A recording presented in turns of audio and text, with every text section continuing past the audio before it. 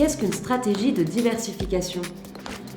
Dès l'étape du modèle d'affaires ou plus tard au cours de son évolution, une entreprise peut choisir d'adopter une stratégie de diversification. Cela implique qu'elle diversifie ses champs d'action, ses cibles et sa production. Cela peut se traduire par le développement de nouveaux produits ou par l'arrivée dans un nouveau marché.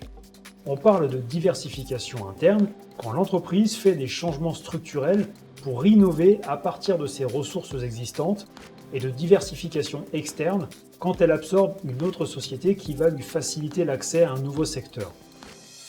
Pourquoi adopter cette stratégie?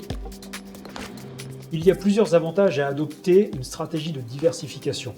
Cela permet à l'entreprise de se créer un nouveau potentiel d'affaires, de se doter d'un nouveau savoir-faire, de réduire le taux de risque relié aux opérations ou aux finances et de gagner en flexibilité.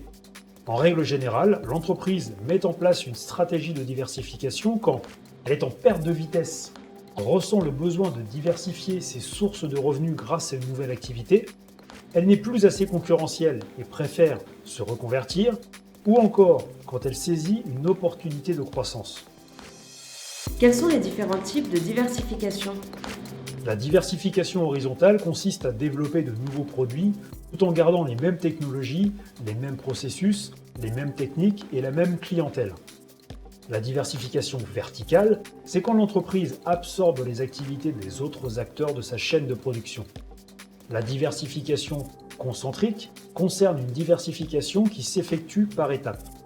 La diversification conglomérée, elle, désigne le fait d'entreprendre des activités de plus en plus diverses et de s'implanter sur des marchés très différents les uns des autres. Et enfin, la diversification géographique, comme son nom l'indique, consiste à s'étendre sur un territoire ou d'en implanter un nouveau.